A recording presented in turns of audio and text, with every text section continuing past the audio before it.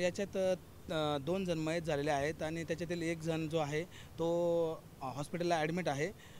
त्याचं पण पूर्ण तो अनकॉन्शियस असल्यामुळे त्याला विचारपूस करता आलेली नाही। त्याचं त्यांचे राहण्याचे पत्ते वगैरे विचारण्यात आहेत। हा अपघात नक्की कसा आला काय समजलं का?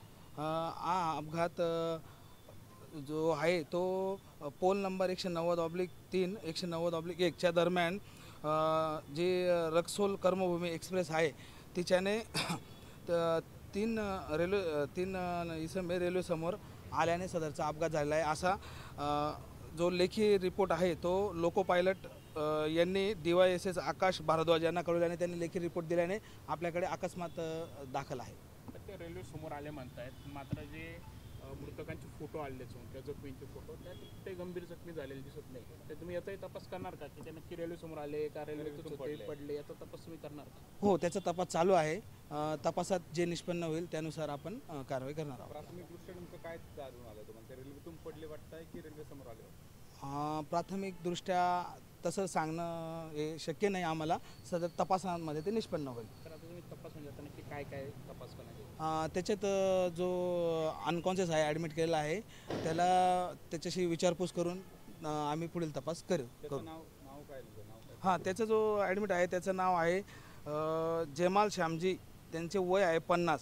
त्यांचं पूर्ण नाव पत्ता अजून समजून आलेलं नाही आम्हाला।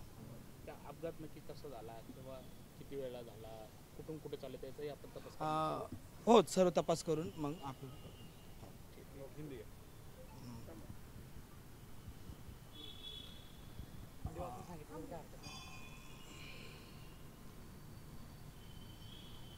18/10/2025 को रात को 9 बजे down line Nashik Odha pole number 190/3 190/1 पे 3 इसम जो है वो रेलवे के सामने आके आए हैं, ऐसा लोको पायलट CK देठे इन्होंने आकाश भारद्वाज जो उनके DYSS से उनको बताया।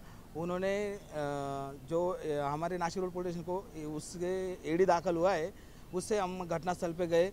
वहाँ से जो 2 मृतक है उनको सिविल हॉस्पिटल को PM करने के लिए भेज दिया है और एक जो जख्मी है वो अनकॉन्शियस है, वो कुछ बता नहीं रहा। इसकी वजह से उसको हॉस्पिटल में एडमिट है। सब अभी तक तपास चालू है। उसका नाम क्या है? जो एडमिट है उसका नाम जेमाल श्यामजी है। उसका उम्र है 50, लेकिन वो अनकॉन्शियस होने की वजह से उसने हमको अभी तक कुछ जानकारी दी नहीं है। तपास शुरू है। आगे की जांच अभी पुलिस कैसे करेगी? ये एक्सीडेंट कैसे हुआ है, वो ट्रेन में बैठे थे या क्या थे, कैसे पूरी जांच? ये सब जांच जो है वो जेमाल श्यामजी जो है वो अभी अनकॉन्शियस है, लेकिन वो कॉन्शियस आने के बाद वो सब बताएंगे, उसके बाद जांच की जाएगी।